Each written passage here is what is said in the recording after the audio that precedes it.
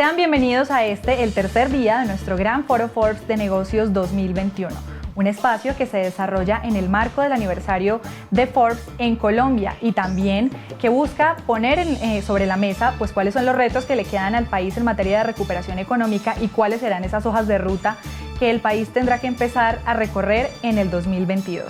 El día de hoy tendremos como invitados especiales a la academia, voceros de la Universidad de los Andes, de la Universidad del Externado y de la Universidad Javeriana. Hablarán sobre cómo desde la academia se ven las perspectivas económicas para Colombia. También las regiones harán parte de este gran foro. El Valle del Cauca, Antioquia y el Caribe estarán para hablarnos sobre cómo se lleva la recuperación desde esos lugares del país. Y finalmente, también hablaremos de cuáles son esos sectores que prometen millonarios negocios de cara al 2022. La invitación, como siempre, es para que se queden conectados con nosotros y para que si se pierden de algo, lo revivan a través de nuestro canal de YouTube, en donde aparecemos como Forbes Colombia. Y también para que se conecten con toda la información de economía y negocios en nuestra página web www.forbes.co.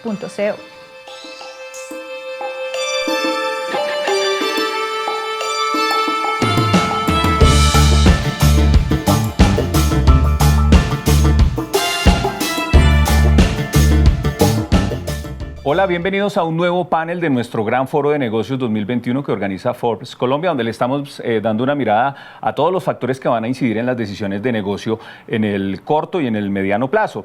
Queríamos tener una conversación con personas que le estén dando una mirada desde la academia o desde los think tank a los temas de economía, y por eso tenemos hoy tres invitados muy especiales a quienes voy a saludar. Estamos con Andrés Giraldo, él es el director del Departamento de Economía de la Universidad Javeriana. Andrés, bienvenido y muchas gracias por venir. Hola Aldemar, buenas tardes y muchas gracias por la invitación. Estamos también con Julián Arévalo, es el decano de la Facultad de Economía de la Universidad de Externado de Colombia. Julián, bienvenido, muchas gracias. Muchas gracias por la invitación, Aldemar. Un saludo para ti, para Andrés, para Mark, para todos quienes nos siguen. Y finalizamos este interesante panel con Mark Hofstetter. Él es profesor titular de la Universidad de los Andes en la Facultad de Economía. Hola, me da mucho gusto acompañarlos. Gracias por la invitación. Bueno, vamos a darle, los temas de economía están marcando ya la agenda. Yo creo que fueron el tema durante la pandemia, bueno, la salud y los temas de economía, y en adelante van a seguir marcando la agenda justamente por los temas de recuperación económica, etcétera, etcétera. El DANE reveló recientemente las cifras de crecimiento al tercer trimestre. El gobierno está cantando más o menos victoria, pero quiero preguntarle a ustedes qué tan sólidas son las cifras que muestra el DANE sobre la recuperación económica. ¿Es una recuperación sólida o no nos hagamos ilusiones con el tema? Arranquemos con Andrés desde la Universidad Javeriana. Pues Aldemar, es una muy buena noticia. Siempre es bueno al estilo Pambelé crecer a no crecer. Y además la composición del crecimiento pues se ve bien, pero pues el reto es que efectivamente hacerla sostenible. Y yo creo que lo que la va a hacer sostenible y probablemente profundicemos más adelante en eso es la recuperación del empleo y luchar precisamente contra el desempleo. En principio, por la composición, digamos, es una buena recuperación, comercio, industria, actividades artísticas, digamos que vienen reaccionando de buena manera, que responde mucho a la reactivación. Pero el reto es pues hacer que esto efectivamente mejore la situación laboral y por supuesto el ingreso de las personas, sobre todo las vulnerables. En este mismo eje de reflexión con el decano de la Facultad de Externado, ¿qué tan sólida es la recuperación? Aldemar, pues yo sería un poco menos optimista. Por un lado, porque estamos efectivamente con unas cifras bastante buenas, pero el punto de referencia pues es una contracción histórica. Entonces, pues obviamente crecer mucho frente a un escenario como el del año pasado, si bien es algo que recibimos positivamente, no da todavía para cantar victoria. Adicionalmente, la pregunta que muchos economistas están haciendo en este momento, nos estamos haciendo, es si el rebote que es natural luego de una crisis como la que tuvimos en 2020 va a hacer a las tasas de crecimiento altas de las economías emergentes en otras partes del mundo o si va a ser a las tasas de crecimiento que hemos visto en los últimos años en la región y las tasas de crecimiento que el país ha venido enfrentando desde 2014, 2015, luego de la caída de los precios del petróleo. Porque rebotar a estos niveles que podríamos llamar intermedios, por no utilizar palabras más fuertes, de crecimientos del 2, del 3%, pues no es algo que sea deseable para el país, sino que quisiéramos aprovechar una situación como esta para llegar a niveles más altos. Sin embargo, variables como los niveles de inversión, un sector externo muy debilitado, el contexto regional que ya mencionábamos, pues hacen pensar que efectivamente vamos a tener un rebote y vamos a tener una tasa de crecimiento muy alta este año, seguramente el próximo año, pero para volvernos a estabilizar en niveles no muy altos como los que quisiéramos. Marc, en la Universidad de los Andes, ¿qué opinión le merece esta recuperación que se está evidenciando? Yo creo que la palabra que yo usaría es insuficiente. Es difícil transmitir este mensaje. La economía colombiana va a crecer este año en cifras cercanas al 10% según el Banco de la República. Y el año pasado decrecimos un poco menos del 7%. Entonces el cálculo que uno hace en la cabeza automáticamente es está hecha la tarea, ¿no? Decrecimos 7, crecimos 10, fin del trabajo. Pero es incorrecta esa conclusión. Es incorrecta porque el cálculo que realmente hay que hacer es frente a lo que habríamos crecido en ausencia de lo que ocurrió el año pasado. Y si uno hace ese cálculo correctamente, ese crecimiento que luce tan boyante este año del 10% no alcanza para recuperar el terreno perdido. Y entonces ahí hay un reto grande de tratar de mantener andando los motores de la economía, y ahí es donde están los retos. Un pedazo grande de las noticias buenas de crecimiento económico de ayer, dadas por el DANE, es el propio gobierno. Y ese es un motor que no podemos mantener prendido a ese ritmo el año entrante ni el siguiente. Entonces necesitamos, digamos, que ese espacio empiece a coparse a través de las empresas y a través del consumo, y ahí hay un reto muy grande. Entonces me devuelvo al comienzo, es una buena noticia que crezcamos a las tasas que tenemos, pero no es suficiente. Perfecto. Voy con Andrés Giraldo, director del Departamento de Economía de la Universidad Javeriana. Mencionó usted el tema del empleo. Yo creo que ahí nos podemos adentrar inicialmente en ese tema, porque yo sí creo que ahí debe haber acuerdo, y es que es completamente insatisfactorio lo que está pasando.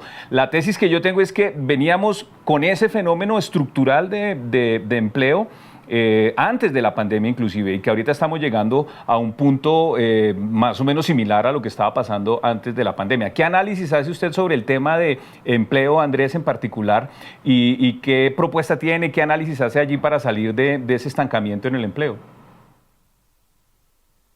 Cuando uno mira, cuando uno desagrega por sectores, pues claramente pues comercio y actividades artísticas, digamos, ahí estamos viendo que reacciona precisamente el empleo, y digamos que va en línea con lo que había revelado el DANE respecto a la tasa de desempleo.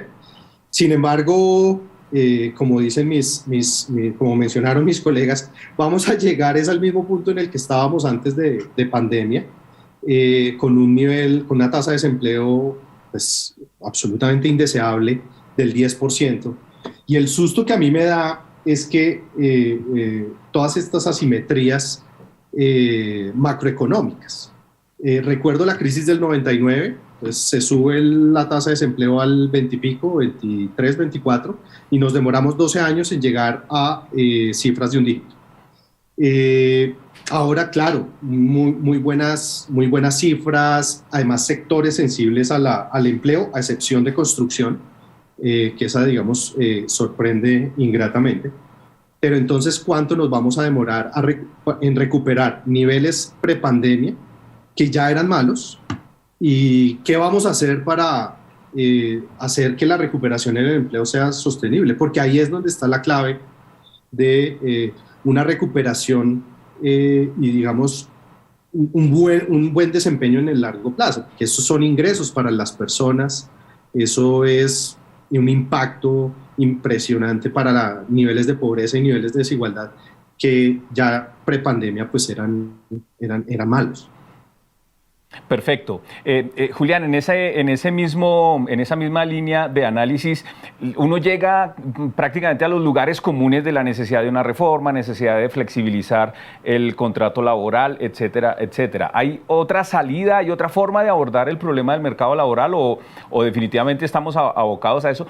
Y estar abocados a realizar esa discusión pareciera ser diálogo de sordos, porque una reforma en ese sentido políticamente es inviable, y menos en el 22 que ahorita vamos a hablar, que tiene un cariz muy particular. ¿Qué hacer con el mercado laboral nuevamente?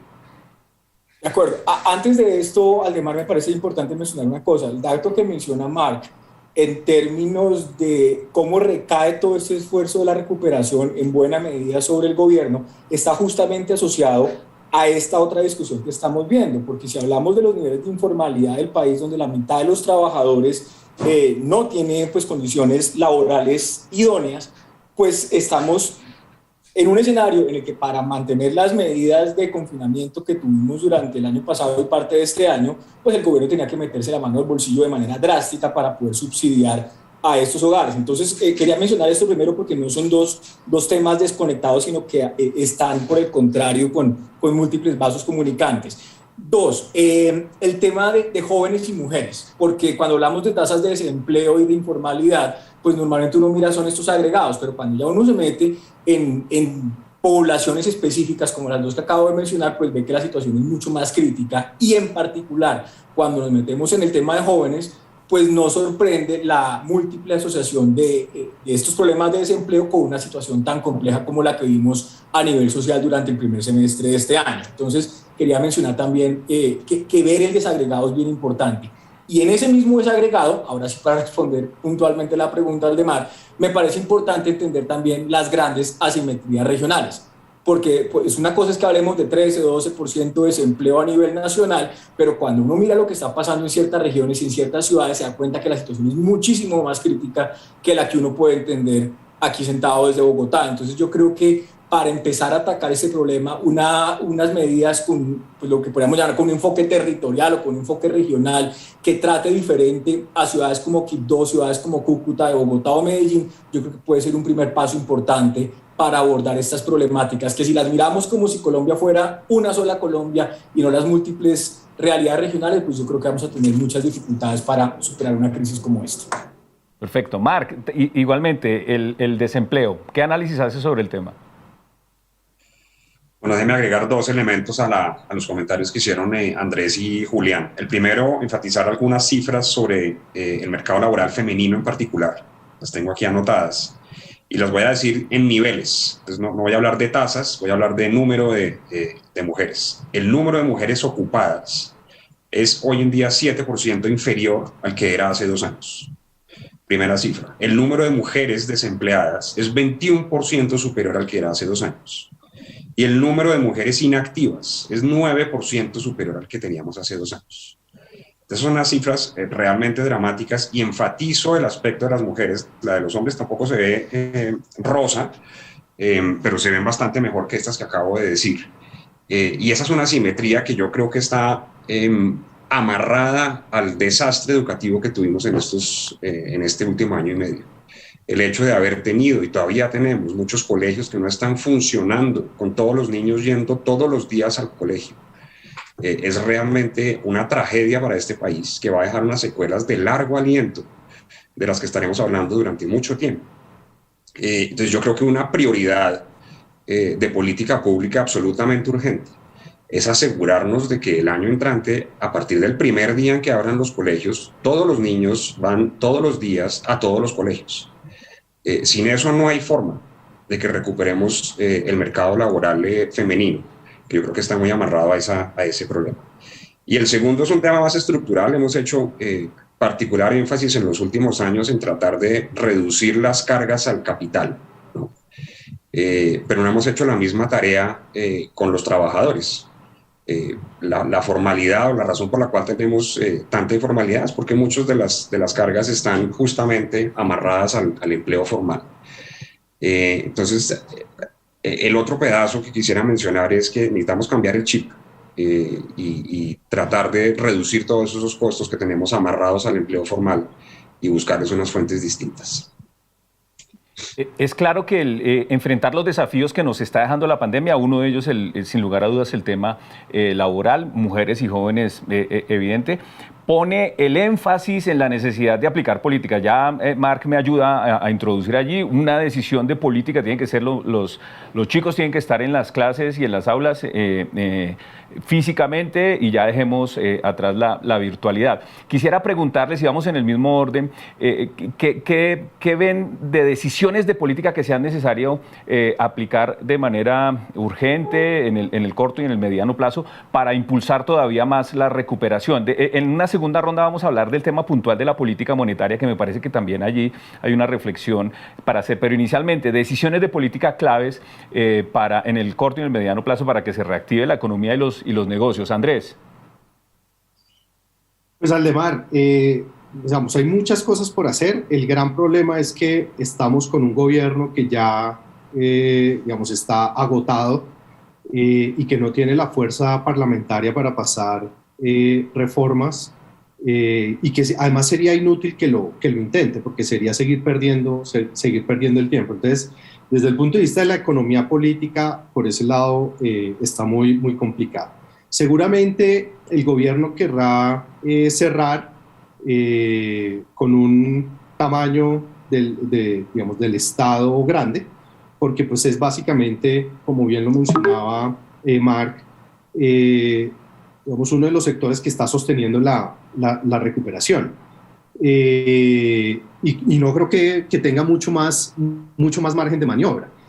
Claro, está también abrigando esperanzas en días sin IVA y demás, en donde pues la gente lo que hace es aplazar el gasto de unos días para dejarlo el día sin IVA. Entonces, además de no mejorar significativamente la actividad económica, deja de recoger algunos recursos que serían importantes en este momento. Pero yo creo que, o sea, por ese lado está agotado, y yo creo que deberíamos estar pensando en la agenda parlamentaria del nuevo gobierno y las reformas estructurales que el nuevo gobierno tiene que empezar a pensar. Como bien lo dijo Marc, no es sostenible el ritmo de crecimiento del gasto público, sobre todo porque nuestro tamaño del gobierno es un tamaño, lo vemos muy grande por lo ineficiente, por lo ineficaz, ¿sí? En otras latitudes este tamaño sería un tamaño, digamos, normal, un Estado fuerte, un Estado con buena presencia, pero nuestro Estado grande es un Estado ineficaz. Entonces, por ahí no creo que deberíamos hacer mucho, pero estoy casi seguro que el gobierno va a seguir intentando por ese lado, y es el siguiente gobierno el que tiene que recoger el lastre de un gasto desfinanciado y pensando en reformas estructurales en el mediano plazo. Andrés nos introduce en el tema de las reformas. Ahorita en un par de rondas vamos a abordar ese tema que sigue siendo clave, junto con el hecho cierto de que el otro año estamos en plenas elecciones y quisiera unas reflexiones de ustedes allí. Pero le voy a dar la palabra a Julián para hablar de política económica del próximo año. ¿Cómo la está viendo? Sin lugar a dudas, se destaca gasto público, básicamente. No sé si haya otra opción. Bueno, pues primero yo empezaría diciendo que coincido plenamente con todo lo que ha dicho Andrés en términos del momento en el que está el gobierno y las posibilidades que tiene. Y en ese sentido, yo creo que el tema de continuar con el manejo de la pandemia, continuar con algunas de las medidas que se han venido tomando, es la posibilidad realista que tiene el gobierno en este momento. Y sí me parece importante, no sé si en este momento ya Aldemar o ahorita en la próxima, entrar en cuáles son estos temas que van a ser prioritarios en el próximo gobierno y en el nuevo Congreso, porque me parece que en este momento pues poder continuar con esos temas, el plan de vacunación, incentivar el comercio a través de medidas como exigir el carnet de vacunación para que la gente esté tranquila y pueda comprar y demás, yo creo que es el poco margen que tiene el gobierno durante los próximos meses. Perfecto. Marc, ¿agregaría algo respecto de este tema puntual? ¿Hay algunas otras medidas de política que se puedan implementar? Tal vez volvería a la que dije en la ronda pasada, y es necesitamos los colegios abiertos. Sin colegios abiertos las mamás no pueden trabajar y pues, en Colombia la mayoría de los casos las mamás son las que se encargan del cuidado de los niños, y entonces ahí si el gobierno se va a gastar un cartucho, ciertamente no va a ser un cartucho legislativo, no tiene espacio, como bien señaló Andrés, para hacer reformas de ningún tipo que impliquen digamos, fuerza del gobierno, pero por lo menos deberá gastarse el cartucho para permitir que los niños vuelvan al colegio y sus padres puedan volver a retomar sus actividades y sus proyectos de vida. Perfecto, voy a seguir en línea con la política y cerramos aquí rápidamente ese tema para pasar al asunto de las reformas y la mirada al próximo año, que está bastante complejo, y bueno, miraremos qué ideas se desarrollan allí. A mí me sorprendió mucho, en el Banco de la República recientemente reveló la perspectiva que tenía, está habiendo crecimiento este año cercano al 11. Lo que más me sorprendió fue que estaba esperando crecimientos casi cercanos al 5 en el 2022. Yo me hice la pregunta, bueno, ¿y esto qué contiene? Pues claramente tiene que ver con la política monetaria.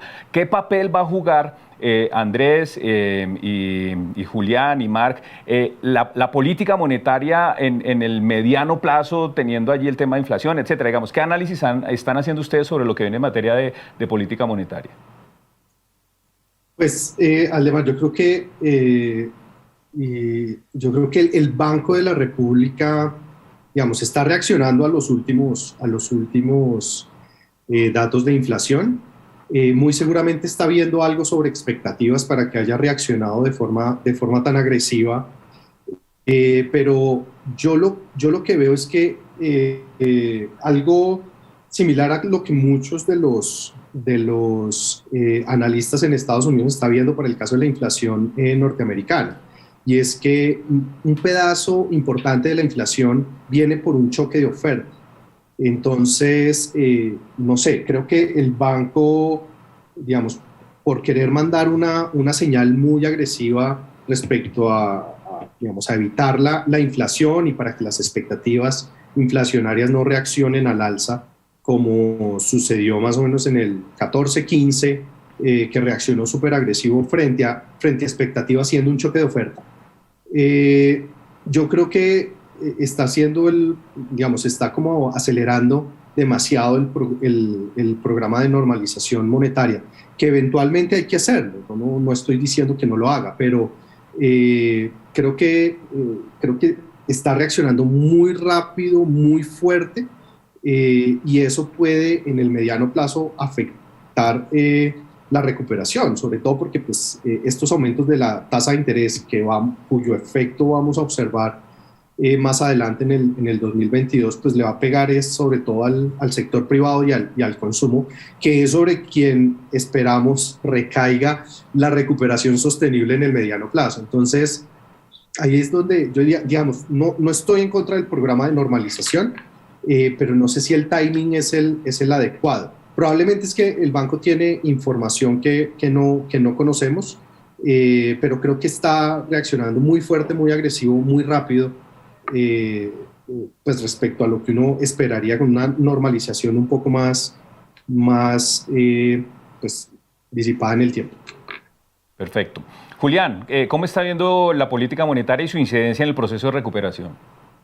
Bueno, pues por un lado yo quisiera mencionar varios estudios que salieron recientemente que muestran lo perversos y duraderos que pueden ser los malos manejos por parte de los bancos centrales en periodos de crisis, sobre todo en el mediano y en el largo plazo. Pues ya tenemos tiempo suficiente para medir, por ejemplo, las decisiones que en 2008 la Reserva Federal tomó y cómo esto retrasó el proceso de recuperación. Para no hablar en nuestro caso aquí en Colombia, pues las decisiones de finales del siglo pasado.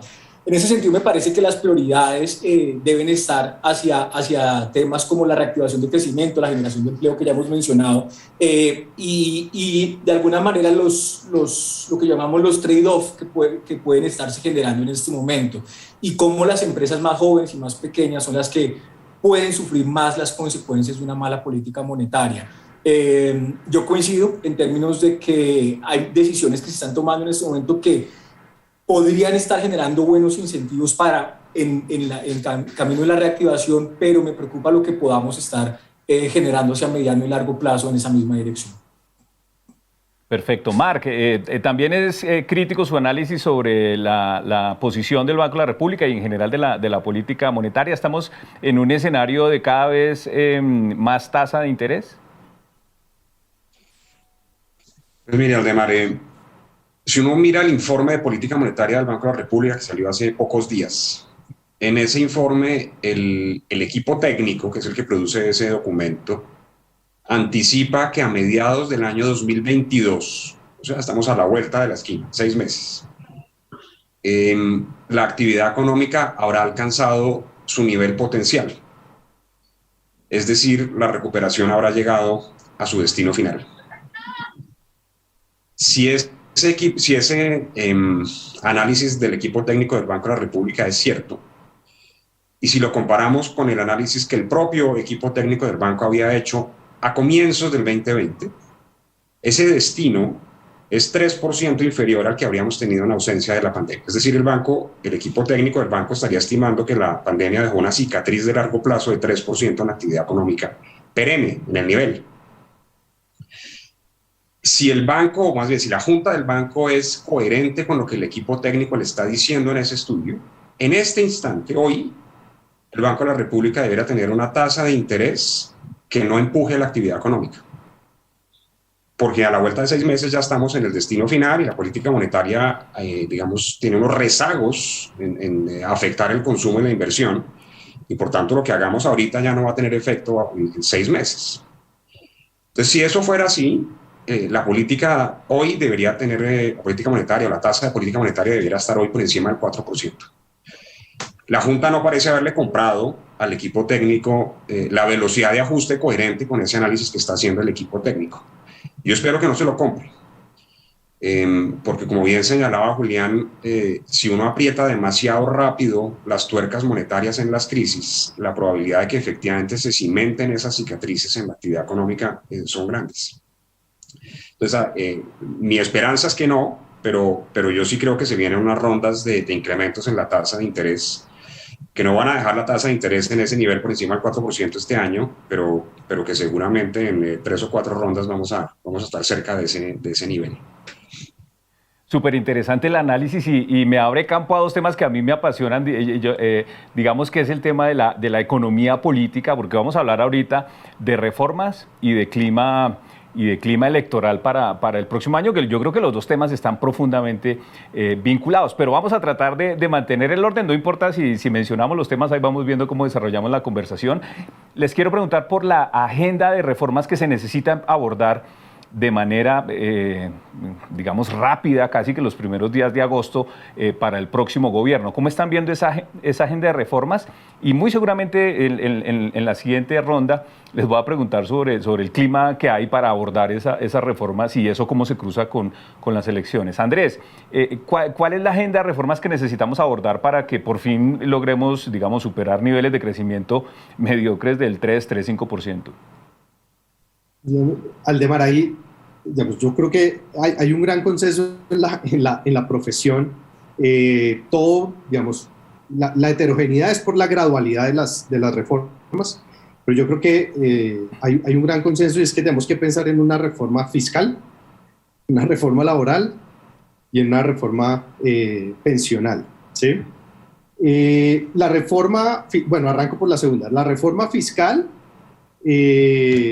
este gobierno acentuó los incentivos tributarios que Marc tocó y que ha sido un caballito de batalla en las conversaciones que he tenido cuando estuvimos aquí en la universidad presentando el marco fiscal de mediano plazo. Todos los incentivos tributarios se han ido para el capital y pocos incentivos tributarios para la generación de empleo. Probablemente el gobierno irano vea que estamos haciendo algo para los jóvenes, vea que estamos haciendo algo para las mujeres, pero eso es insuficiente porque pues, no es estructural, es un tema coyuntural. Entonces la reforma fiscal es, digamos, a ver si por fin hacemos un análisis de no solamente del tamaño del gasto, aquí vemos como un fetiche, es que el gasto es muy grande respecto al PIB, pero es la eficacia y la eficiencia de ese gasto. Eso no lo estamos abordando, y desafortunadamente pues los gobiernos no lo están haciendo, y bueno, menos este gobierno que le tocó legislar en pandemia. La reforma laboral, ya algunos candidatos están lanzando ideas, el salario mínimo regional, que yo creo es una buena idea. Falta ver la implementación, la economía política detrás de eso es supremamente complicada. Y bueno, la reforma pensional que casi realiza el gobierno colombiano, casi patrocina una contrarreforma pensional en el último plan de desarrollo, pero que pues necesariamente toca mirar. Pero si usted me pregunta qué le va a tocar hacer el gobierno siguiente, la reforma fiscal, porque este gobierno dejó muchas exenciones, pues obviamente tuvo la afectación de sus ingresos por pandemia, pero pues tiene que cambiar completamente los incentivos tributarios que veo un poquito trastocados en las últimas reformas tributarias, y bueno, tiene que hablar de una reforma laboral, pero ya dejo a mis colegas que me estoy alargando. Julián, contrato laboral, pensiones e impuestos. ¿Hay alguna otra reforma o son esas tres?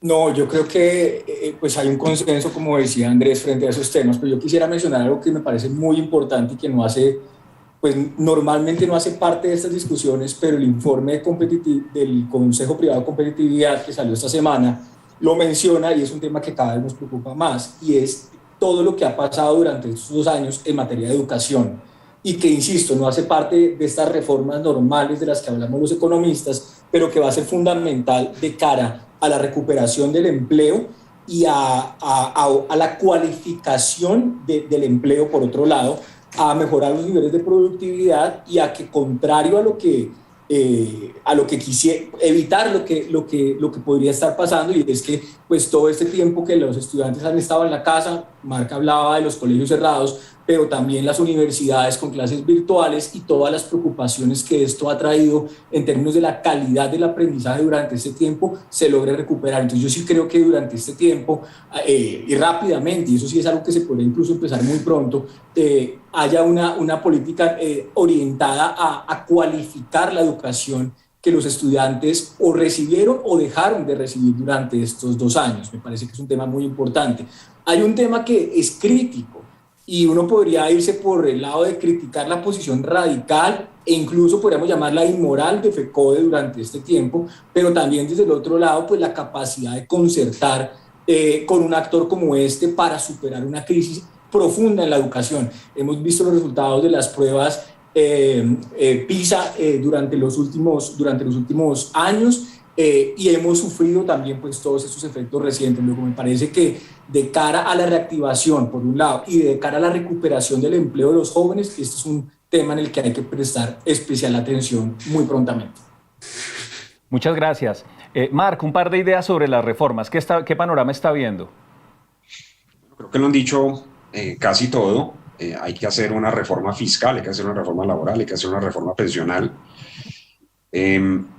Hemos sido muy cobardes para afrontar estas reformas en el pasado, y ojalá, digamos, el nuevo gobierno llegue con ímpetus de hacerlas rápidamente. Eso requiere estar preparado, ¿no? Eso requiere saber lo que uno quiere hacer desde el primer día. Eso, por ejemplo, no ocurrió con este gobierno. Yo recuerdo una entrevista en los primeros días de gobierno con la ministra de Trabajo, que no tenía ni malicia en ese momento sobre la reforma pensional que había que hacer, ¿no? Sus respuestas eran absolutamente genéricas, que iban a estudiar el tema, además. Si usted llega al gobierno a pensar qué es lo que hay que hacer en el primer semestre, a ver cómo es que se analiza eso y qué es la cosa que hay que hacer, perdió el turno, mi hermano. Ahí ya no hay nada que hacer. Llegamos en ese gobierno también, hicimos una reforma tributaria que se cayó en la Corte, que también es impresentable. Luego la repetimos en el siguiente año, y luego en el siguiente tocó echarla para atrás por la pandemia. Entonces, llevamos varios años, digamos, de haber perdido el turno de hacer las reformas y creo que no podemos darnos ese lujo más. Los problemas fiscales son serios. El gasto público se subió más o menos 5% del PIB y no está claro que se vaya a bajar. No está claro que lo que se prendió para subir ese gasto público en 5% sea contracíclico y a la vuelta de un par de años se apague. Pero no hicimos lo mismo con los ingresos. Entonces, si no hacemos la tarea de cuadrar esos ingresos con esos gastos que ahora lucen permanentes, y digo que lucen permanentes porque ¿qué político va a llegar en el gobierno entrante a decir, no, mire, la matrícula gratis que les dimos en estos últimos 2 años, esa ya la vamos a quitar porque es que eso era contracíclico? ¿No? Eso no va a pasar. Entonces, buena parte de esos gastos se van a quedar ahí y necesitamos cuadrar los ingresos con los gastos, y yo creo que esa tarea, como señalaba Andrés, es la primera que tiene que hacer el gobierno. Pero ojalá no hagamos esto como lo hicimos en este gobierno, de primero hagamos esto y luego miramos a ver si hacemos la otra, porque no da. Yo creo que necesitamos un empuje reformista que requiere estar muy preparado el primer día de gobierno para hacer algo como lo que hicimos a comienzos de los 90, y es lanzar todas las reformas que se necesitan al mismo tiempo, si se quiere, y tratar de sacar adelante esa agenda.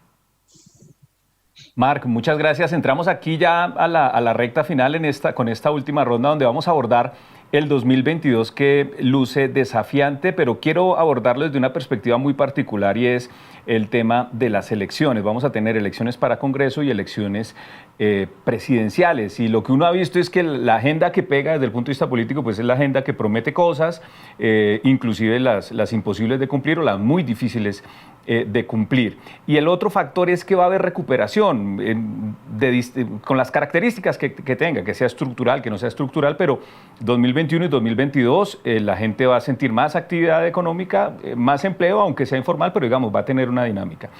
¿Creen ustedes que la recuperación va a incidir sobre el proceso electoral, o definitivamente la gente va a seguir pensando en la necesidad de cambios profundos? Andrés. Yo no sé, Aldemar, o sea, va a ser importante esta recuperación, que haya más empleo, que haya más ingreso, pero yo no veo desde el punto de vista político que eso le ayude, por ejemplo, a la línea política de este gobierno. No lo veo así, pero claro, no soy político, soy economista, entonces probablemente esté muy equivocado, pero no lo veo de esa manera. Ya hay, digamos, candidatos que están tocando algo de las reformas que se requieren y que enfatizaron muy bien Marc y Julián, pero estoy completamente de acuerdo en que esto tiene que ser desde el día 1, y eso implica,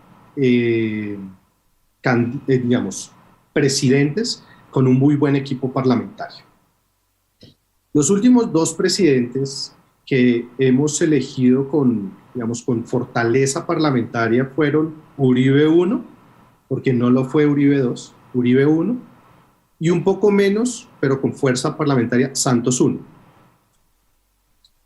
Uribe I pudo haber hecho grandes reformas estructurales, por pura economía política no lo logró, teniendo 70 y pico % del Congreso y teniendo toda la fortaleza parlamentaria. Entonces no es tan fácil, y la agenda es muy ambiciosa. Entonces yo creo que desde ya, lo que pasa es que va a ser muy difícil porque tenemos, ¿cuántos? 67 candidatos o precandidatos.